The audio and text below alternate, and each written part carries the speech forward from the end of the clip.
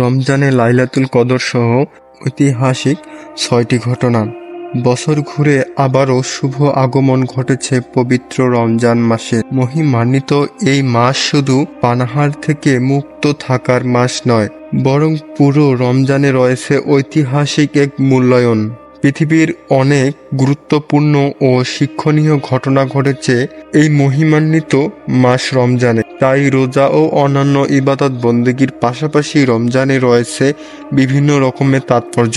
ঐতিহাসিক বদর যুদ্ধ ৬২৪ খ্রিস্টাব্দে তথা দ্বিতীয় হিজরি ১৭ই রমজানের বদর প্রান্তরে সংগঠিত হয়েছিল মুসলিম ও কাফেরদের মধ্যকার ঐতিহাসিক যুদ্ধ, যাতে মুসলমানদের সর্বসাকুল্য সৈন্য সংখ্যা ছিল মাত্র ৩১৩ জন। তারাও ছিলেন নিরস্ত্র। গাছের ডালপালা ছাড়া তাদের কোনো হাতিয়ার ছিল না কোনো লৌহ বম বা নিরস্ত্রাণ। তবুও কুফরি শক্তিতে মুসলমানরা পরাজিত করেছিল। মূলত ওই যুদ্ধে ৩ থেকে ৫ হাজার আসমানি ফেরেশতা প্রেরণ করে আল্লাহ তাআলা মুসলমানদের সরাসরি সাহায্য করেছিলেন। আবু জাহেল, উতবা, সাইবা সহ মোট ৭০ জন কাফির নিহত হয় এই যুদ্ধে। আরও ৭০ জন কাফের মুসলমানদের হাতে বন্দী হয়। অন্যদিকে ১৪ জন বীর বিক্রমে লড়াই করে শাহাদাতের গৌরব অর্জন করেন। দ্বিতীয়ত, মক্কা বিজয়। ৮ম হিজরির ২০ বা ২১ রমজানে শুক্রবার মহানবী করিম সাল্লাল্লাহু আলাইহি সাল্লাম ও সাহাবায়ে কেরাম মক্কা বিজয় করেন। তখন কাবাঘর মুশরিকদের ৩৬০টি মূর্তি দিয়ে ভরা ছিল। মুসলমানরা সেগুলো অপসারণ করে আল্লাহ তাআলার ঘরকে পবিত্র করেন। তৃতীয়ত, নাখলা নামক জায়গায় মূর্তি অপসারণ। রাসূল সাল্লাল্লাহু আলাইহি ওয়াসাল্লাম ৮ম হিজরি ২৫শে রমজান খালেদ ইবনে ওয়ালিদ রাদিয়াল্লাহু তাআলা এর নেতৃত্বে একদল সৈন্যবাহিনী প্রেরণ করেন নাখলা নামক জায়গার একটি বৃহদাকার মূর্তি অপসারণের জন্য। কাফিররা এর পূজা করত, যার নাম ছিল উজ্জা। হযরত খালেদ ইবনে ওয়ালিদ রাদিয়াল্লাহু তাআলা নিজ হাতে ওই মূর্তি অপসারণ করেন। এরপর তিনি বলেন, আর কখনো এখানে উজার উপাসনা হবে না। আল বিদায়া ওয়ান নিহায়া, ৪র্থ খণ্ড, ৩১৬ খ্রিস্টাব্দ। তায়েফে ৭ নামক মূর্তি অপসারণ। ৯ম হিজরির রমজান মাসে তায়েফের সাকিব গোত্র স্বেচ্ছায় ইসলাম ধর্ম গ্রহণ করে এবং তারা নিজেরাই স্ফূর্তভাবে নিজেদের উপাস্য লাত নামক মূর্তি অপসারণ করেন। আল বিদায়া ওয়ান নিহায়া, ৫ম খণ্ড, ৩১৬ খ্রিস্টাব্দ। ঐতিহাসিক তাবুক যুদ্ধ।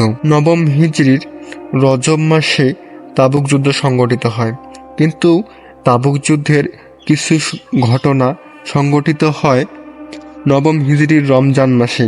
এছাড়া হিজরিতে ২ বছর পূর্বে রমজান মাসে উম্মুল মুমিনিন হযরত খাদিজা রাদিয়াল্লাহু তাআলা এবং নবী করিম সাল্লাল্লাহু আলাইহি ওয়াসাল্লাম এর মেয়ে হযরত রুকাইয়া রাদিয়াল্লাহু তাআলা ইন্তিকাল করেন। হযরত হাসান ইবনে আলী রাদিয়াল্লাহু তাআলা ৩য় হিজরির রমজান মাসে জন্মগ্রহণ করেন এবং ৪র্থ হিজরিতে নবী করিম সাল্লাল্লাহু আলাইহি ওয়াসাল্লাম হযরত জায়নাব বিনতে খুজাইমা রাদিয়াল্লাহু তাআলাকে বিয়ে করেন। ১১ হিজরির রমজানে নবী করিম সাল্লাল্লাহু আলাইহি ওয়াসাল্লাম সবচেয়ে আদরের মেয়ে জান্নাতি নারীদের সর্দারিনী হযরত ফাতিমা রাদিয়াল্লাহু তাআলা এবং ৪০ হিজরিতে শেরে খোদা হযরত আলী রাদিয়াল্লাহু তাআলা ইন্তেকাল করেন। লাইলাতুল কদর। রমজানের শেষ দশকে রয়েছে পবিত্রতম এক রাত, যা হাজার মাসের চেয়ে কল্যাণকর ও শ্রেষ্ঠ। যে রাতে মানবতার মুক্তির দিশারি, প্রভুত্ব, সফলতা ও জান্নাতের চাবিকাঠি সর্বশ্রেষ্ঠ কিতাব কোরআন প্রথম আসমান থেকে পৃথিবীর বুকে নাজিল করা হয়েছে। মহিমান্বিত ও মর্যাদার এ রাতকে কুরআনুল কারিমে লাইলাতুল কদর বলা হয়েছে। সেজন্য আল্লাহ তাআলা সূরাতুল কদর নামে একটি স্বতন্ত্র সূরাও নাজিল করেন। এ সূরায় পবিত্র এই রাতের ফজিলত ও বরকতের বর্ণনা উঠে এসেছে। এ সূরায় আল্লাহ তাআলা ঘোষণা করেন, নিশ্চয় আমি তা কুরআন অবতীর্ণ করেছি কদরের রাতে। আর কদরের রাত সম্বন্ধে তুমি কি জানো? শবে কদর হলো ১,০০০ মাস অপেক্ষা শ্রেষ্ঠ। এতে প্রত্যেক কাজের জন্য ফেরেশতাগণ রুহু ও অবতীর্ণ হয় তাদের পালনকর্তার নির্দেশক্রমে। শান্তি শান্তি, যা ফজরের উদয় পর্যন্ত অব্যাহত থাকে। সূরা কদর।